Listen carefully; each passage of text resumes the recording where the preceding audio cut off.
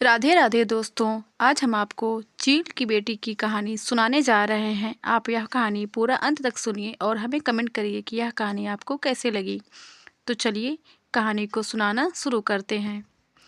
बहुत पुरानी बात है। एक राज्य में एक धनवान कुम्हार रहता था। उसके पास ढेर सारी संपत्ति थी, पर उसकी देखभाल करने के लिए एक भी बेटा नहीं था। उसकी पत्नी बार बार बेटी को जन्म देती थी, जिससे वह तंग आ चुका था। उस जमाने में बेटे और बेटी में फ़र्क किया जाता था। परिवार में बेटे की अहमियत ज़्यादा थी। इस बार भी आता माँ बनने वाली थी। बच्चे के जन्म का समय करीब आने पर पत्नी जब रिवाज के अनुसार मायके जाने लगी तो पति ने कहा, इस बार भी अगर बेटी लेकर आई तो मैं तुझे मुड़ई व्यापारी को बेच दूंगा। पति की बात सुनकर पत्नी डर गई। भाग्य के फेरे देखो, इस बार भी एक सुंदर कन्या का जन्म हुआ। लड़की देखकर कुम्हारिन के हाथ पांव फूल गए। किसी को कुछ खबर होने से पहले ही उसने दिल पर पत्थर रखकर नवजात शिशु को एक बर्तन में डालकर ढक्कन लगा दिया और नदी में बहा दिया। बर्तन पानी की लहरों में हिलोरे खाता हुआ बह चला। एक धोबी नदी में कपड़े धो रहा था। उसने पानी की मझधार में बहकर आते हुए एक बर्तन को देखा। धोबी तैरता हुआ बर्तन के पास गया। अंदर देखने की उत्सुकता से उसने बर्तन का ढक्कन खोल दिया। अंदर सोई एक नवजात बच्ची को देखकर उसकी आंखें खुली की खुली रह गईं। वह जब बर्तन को हाथ से घसीटते हुए नदी के किनारे की ओर लौट रहा था, अचानक आसमान में उड़ती मादा चील उस पर झपटी और बच्ची को झट से उठाकर उड़ चली। धोबी देखता रह गया। चील बच्ची को पीपल के पेड़ के ऊपर बने अपने घोंसले पर ले गई। उस सुंदर छोटी बच्ची को देखकर चील की ममता जाग उठी। वह उसे खा न सकी। उसने उसे अपनी बेटी की तरह पाल पोस कर बड़ी करने का निश्चय किया। अब रोज जहाँ भी अच्छी खाने की चीज़ देखती थी, चील उसे झपट कर ले आती और बेटी को खिलाती है। चील की बेटी धीरे धीरे बड़ी होने लगी। किसी के घर में जब लोग अच्छे कपड़े धोकर धूप में सुखाने के लिए बाहर डाल देते, चील उसे उठा कर ले आती और बेटी को पहनाती। एक दिन राजा की बेटी जब नदी में नहाने गई तो उसने अपने गहने उतार कर किनारे रख दिए। चील मौका देखकर उन्हें भी उठा लाई और बेटी को पहनने के लिए दे दिया। इसी तरह कंघी, सिंदूर, आईना, सुगंधित तेल का डिब्बा आदि लड़की के सामान जहाँ मिलते वह उठा कर ले आती और अपनी बेटी को देती। धीरे धीरे पीपल के पेड़ पर ही चील की बेटी बड़ी होने लगी और वह एक खूबसूरत युवती बन गई। चील को उसकी चिंता होने लगी। चील ने एक दिन अपनी बेटी से कहा, तू अब बड़ी हो गई है, मैं तुझे छोड़कर रोज दूर चली जाती हूँ। तुझे कोई नुकसान पहुँचाएगा, यह चिंता मुझे खाए जाती है। मुझे हर पल डर लगा रहता है। अब से अगर कोई मुसीबत आ जाए या तुझे डर लगे तो यह गीत गाना, मैं झट तुम्हारे पास उड़कर आ जाऊंगी। अहतर पात लरे की सरे, चिलनी माई मोर आगते परे। अर्थात पीपल के पत्ते हिले और डोले, मेरी चील मैया मेरे आगे आ जाए। एक दिन एक सौदागर उसी रास्ते से जा रहा था। गर्मी से राहत पाने के लिए वह उस पेड़ की छांव में बैठ गया। अचानक एक लंबा बाल उसके हाथ पे आ गिरा। उसने चारों ओर नजर फेर कर ऊपर देखा तो चील की सुंदर बेटी दिख गई। वह उस समय कंघी कर रही थी। उसने कभी किसी इंसान को नहीं देखा था। जब सौदागर ने उसे सवाल पूछना शुरू कर दिया कि तुम कौन हो, अप्सरा या पिचासनी हो जो पेड़ के ऊपर रहती हो, इंसान हो तो पेड़ पर चढ़ी क्यों हो? उसकी बात सुनकर वह डर गई। गाना गाकर चील माँ को बुलाने लगी। बेटी की आवाज़ सुनते ही चील उसी वक्त वहां पहुंची और बेटी को बड़े प्यार से बुलाने का कारण पूछा। बेटी ने बिना कुछ कहे नीचे खड़े आदमी की ओर इशारा किया। चील माँ ने उस जवान और सुंदर आदमी को देखकर सोचा कि अगर इसके साथ मेरी बेटी की शादी हो जाए तो मेरी चिंता दूर हो जाएगी। वह नीचे उड़कर सौदागर के पास आई और उसे अपनी बेटी के बारे में सब कुछ बता दिया। सौदागर ने कहा, मैं एक रईस हूँ, पर मेरी पहले से ही 7 पत्नियाँ हैं। अगर तुम्हें इस बात से कोई आपत्ति नहीं है तो मैं तुम्हारी सुंदर बेटी से शादी करने के लिए तैयार हूँ। मैं तुम्हें यकीन दिलाता हूँ कि उसे बड़े सुख और प्यार से रखूँगा और कभी कोई कष्ट नहीं दूँगा। चील माँ कुछ देर के लिए सोचती रही, फिर अपनी बेटी को समझा बुझाकर पेड़ के नीचे ले आई। उसने अपनी बेटी का हाथ सौदागर के हाथों में सौंप दिया। उसने माँ से बिछड़ने के गम में रोती बिखलाती हुई बेटी से कहा, जब भी तुझे मेरी ज़रूरत होगी वह गाना गाकर मुझे बुलाना, मैं उसी वक्त हाजिर हो जाऊंगी। सौदागर चील की सुंदर बेटी को घर ले गया और बहुत ही प्यार जतन से उसके साथ जीवन बिताने लगे। यह बात उसकी पहली पत्नियों को सहन नहीं हुई और वे चील की बेटी से ईर्ष्या करने लगी। वे छल कपट से उसे कष्ट पहुंचाने लगी।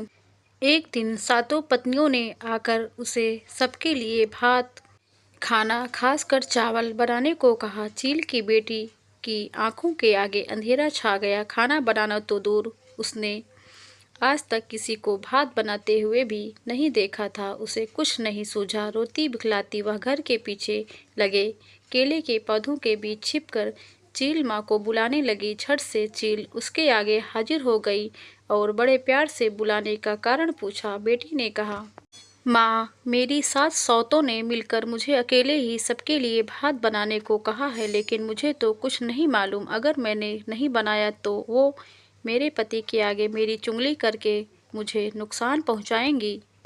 चील ने कहा, बेटी तू मत डरना, मैं जैसा बताती हूँ तू वैसे ही करती जा। एक बर्तन में पानी डालकर उसमें एक चावल डाल देना, दूसरे बर्तन में भी पानी डालकर एक साग पत्तेदार सब्जी का पत्ता डाल देना। दोनों बर्तनों पर ढक्कन लगाकर नीचे एक एक लकड़ी देकर तू घर से बाहर जाकर बैठी रहना। देखना दोनों बर्तनों में अच्छे भात और सब्जी तैयार मिलेगी। ऐसा कहकर चील उड़ गई। बेटी ने ठीक वैसा ही किया। रसोई तैयार होने के बाद उसने अपनी सौतों को भात खाने बुलाया।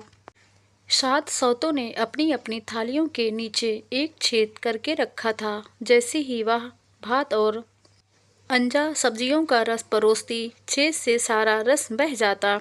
दोबारा कहती, भात खत्म हो गया है और लाओ। अच्छे बर्तन से खाना परोसने के कारण खत्म नहीं हो रहा था। अंत में 7 सौत हार कर शर्म से उठकर चली गईं। एक दिन 7 सौतों ने मिलकर चील की बेटी को गुहाली गायों को रखने का घर साफ करने को कहा। उसे कहाँ साफ सफाई की आदत थी, उसने तो कभी कुछ नहीं किया। वह गुहाली में गायों के बीच जाकर रोती हुई चील माँ को बुलाने लगी। चील माँ रोज की तरह झट से बेटी के पास पहुँची और बड़े प्यार से बुलाने का कारण पूछा। बेटी ने अपनी परेशानी बताई। चील माँ बोली, तू झाड़ू की एक काठी लेकर गुहाली थद के एक छोर से दूसरी छोर तक फेरती जा, देखना पूरा गुहाली साफ हो उठेगा। कहकर चील माँ उड़ चली। माँ के कहे अनुसार बेटी ने काम किया। सौदागर चील की बेटी के कामकाज को देखकर और प्रसन्न हुआ और ज़्यादा प्यार करने लगा। इस तरह दिन बीतने लगे। हर साल की तरह बोहाग बिहू आ गया। सौदागर ने अपनी पत्नियों को कपास देकर कहा, बिहू में पहनने के लिए सूला, कमीज, सुरिया, धोती, कपड़े और गमछा बना देना। कौन कितना सुंदर कपड़े बुन सकती है, मैं देखना चाहता हूँ। 7 पत्नियाँ कपास को धोकर धुनकर सूत निकालकर तात में कपड़े बुनने लगीं, मगर चील की बेटी को यह सब कुछ नहीं आता था। वह रोनी सूरत लिए कपास हाथ में लिए बैठी रही। 7 सौतों ने सोचा, इस बार यह बुरी तरह फंसी। कपड़ा न दे पाने पर सौदागर इसे क्या करेगा पता नहीं, और मन ही मन खुश होने लगी। उधर बिहू के दिन करीब आने लगे। चील की बेटी घर के पीछे केले के बागीचे में छिपकर माँ को बुलाने लगी। इस बार भी चील माँ ने उपाय दिया। कहा, तू चिंता मत कर, जब तक मैं जीवित हूँ तुझे कुछ नहीं होने दूंगी। तू 4 बांस के चूंगे लंबे टुकड़े ले आ और सब में थोड़े कपास भर कर उनका मुंह बंद कर देना। बिहू के दिन जब तेरा पति तुझसे कपड़ा मांगेगा तब उन्हें ये चुंगे दे देना, कहकर चील माँ उड़ चली। चील की बेटी ने कपास को हाथ तक न लगाया। यह देखकर सौतों को बड़ा मजा आया।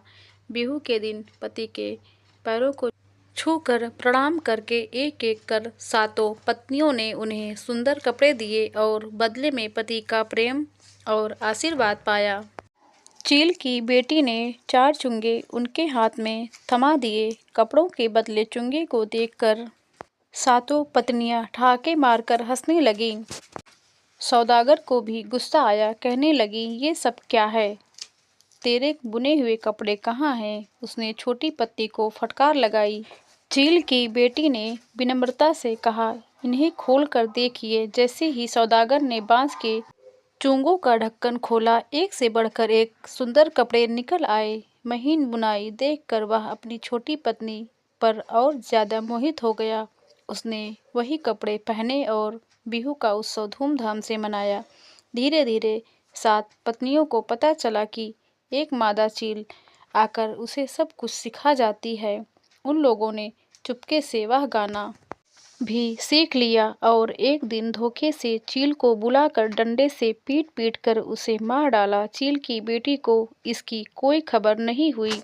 अब जब भी वह चील माँ को बुलाती वह नहीं आती थी। ऐसा कई बार होने पर उसने समझ लिया कि उसकी सौतों ने मिलकर चील माँ को मार डाला। वह कमरे में बैठकर फूट फूट कर रोने लगी। चील माँ वापस नहीं आई। एक बार सौदागर व्यापार करने नाव लेकर निकला। जाते समय उसने बार बार अपनी सातों पत्नियों को चील की बेटी का ख्याल रखने की हिदायत दी। पति के सामने तो वे अच्छी बनने का नाटक कर रही थी, पर उसके जाते ही चील की बेटी को घर से निकालने की योजना बनाने लगी। सातों मिलकर भोली भाली चील की बेटी को एक व्यापारी के हाथों बेच दिया। उसे बहला फुसलाकर आईना, कंघी, सिंदूर आदि खरीदने के बहाने व्यापारी के नाव में बैठा दिया और योजना के अनुसार व्यापारी भी सुंदर लड़की पाकर नाव लेकर चला गया। नदी किनारे अपने घर ले जाकर व्यापारी ने उसे सूखी मछली की रखवाली करने को कहा। एक दिन मछली के पास बैठी चील की दुखी बेटी अपनी चील माँ को याद करती हुई गाने लगी। कुमारणी आए मुख उतवाई दिले, सीलनी आए मुख तागी धरीले, सावदर कवरे मक बिया कराले, 7 सतनिया मक मोडिट बेसीले, मुड इये मुक सुकान माज रखिया पातीले। अर्थात कुम्हारिन माँ ने बहा दिया, चील माँ ने उठा लिया, सौदागर कुंवर ने शादी कर ली, सातों सौतों ने व्यापारी को बेचा। व्यापारी ने सूखी मछली की रखवाली करने को कहा। नाव में सामान भरकर सौदागर उसी नदी के रास्ते से घर वापस आ रहा था। उसने अपनी छोटी पत्नी की आवाज़ पहचान ली और तुरंत नाव लेकर उसके पास गया। उसकी आप बीती सुनकर उसे बहुत दुख हुआ और उसे अच्छी तरह नहलाकर नया रिहा मेखला चादर महिला की वेशभूषा पहनाया। उसने एक बड़े लकड़ी के बक्से में सांस लेने हेतु 2 छेद किए। उसके अंदर चील की बच्ची को रखकर घर ले आया। सातों पत्नियां पति को नाव में ढेर सारा सामान लाते देखकर फूली न समाईं और उनके स्वागत के लिए सज धज कर बाहर आ गईं। सौदागर ने पूछा, मेरी छोटी पत्नी चील की बेटी नहीं दिख रही है, वह कहाँ है? उन्होंने जवाब दिया, वह अपनी मायके गई है। सौदागर ने कहा, मेरा मन कह रहा है कि तुम लोगों ने उसके साथ जरूर कुछ बुरा किया है। कौन सच कह रहा है और कौन झूठ, अभी पता चल जाएगा। सौदागर ने घर के पीछे एक लंबी गर्त खुदवाई और उस पर नुकीली लकड़ी, कांटे आदि डाल दिए। उसके एक छोर से दूसरी छोर तक पतली एड़ी सूत, असम की विशेष प्रकार की पतली मगर मजबूत सूत बांधकर सातों पत्नियों को उस पर चलने का आदेश देते हुए कहा, जो भी इस एड़ी सूत पर चलकर गर्त को पार करेगी वही निर्दोष साबित होगी। एक एक देखकर सौदागर की 6 पत्नियां उस गर्त पर गिरकर परलोक सिधार गईं। 7वीं पत्नी सच में निर्दोष थी, इसलिए वह सूत पर से चलती हुई गर्त के पार जा पाई। जिस वक्त सौदागर की 6 पत्नियां चील की बेटी को बेच रही थी, उस वक्त वह पाकघर रसोई घर में भात बना रही थी। उसे इस षड्यंत्र के बारे में कुछ मालूम न पड़ा। सौदागर ने लकड़ी के बक्से से चील की बेटी को बाहर निकाला और दोनों पत्नियों के साथ सुखी जीवन बिताने लगा। उन 6 पत्नियों को उनकी करने की सजा मिल गई। दोस्तों, यह कहानी आपको कैसे लगी, आप हमें कमेंट करके ज़रूर बताएं। अगर आप हमारे चैनल पर नए हैं तो हमारे चैनल को सब्सक्राइब करके बगल में घंटी का बटन ज़रूर दबा लें, ताकि हमारी नई वीडियो आप तक सबसे पहले पहुँचे। वीडियो को पूरा अंत तक देखने के लिए आपका धन्यवाद।